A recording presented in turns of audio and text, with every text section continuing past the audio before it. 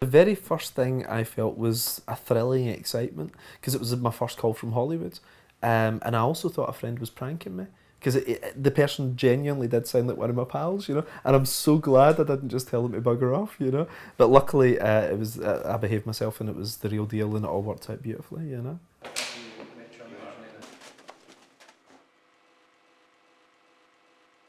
The very first scene I came up with when I was doing the book was the scene where Wesley is shooting the wings off the flies. Shoot the wings off the flies.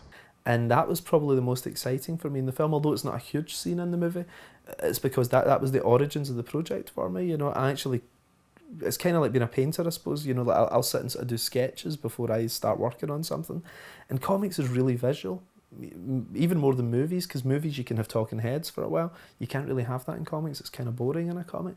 So I'm always thinking visually, and the little scene that I had was I drew a picture of a guy firing a gun and shooting the wings off some flies. And I just was sort of looking at it, and sort of the story organically came from that.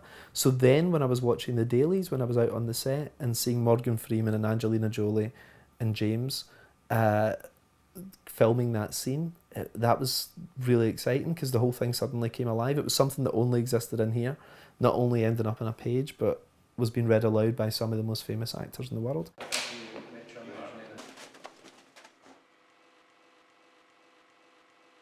I like the idea of there being sequels to the movie, but no sequel to the book. There's a lot of work goes into the book, but I always saw it as a contained storyline.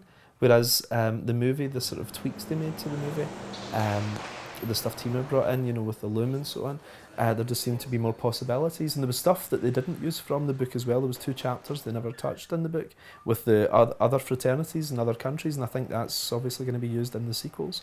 So I'd happily let them mine that book forever, because we get paid every time there's a movie coming out, so if they want to do Wanted 8, great, brilliant.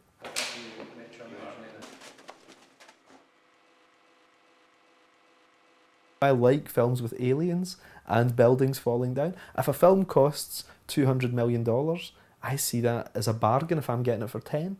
I think I'm going to go and see that. It costs them $200 million, I'm going to see that for 10. Brilliant, I'm going to go and see it. And so I really like popcorn flicks. So everything I'm doing has a big high concept popcorn flick sensibility. So they're very quickly being bought up. Like the first movie I put out was Wanted. The next one is Kick-Ass, which will be another big movie next year. And then in 2010, possibly into 2011, I've got War Heroes, which is my book about the Gulf War, but it's not like Jarhead or something like that. It's about superpowered Islamic terrorists fighting superpowered American soldiers.